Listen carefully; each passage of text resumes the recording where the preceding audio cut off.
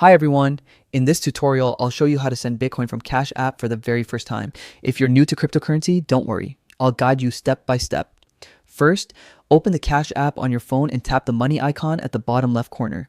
This opens the main menu where you can access your Bitcoin options. If your Bitcoin balance is currently zero, you'll need to buy some before sending. Choose a preset amount or enter a custom amount. Then confirm your purchase to add Bitcoin to your balance.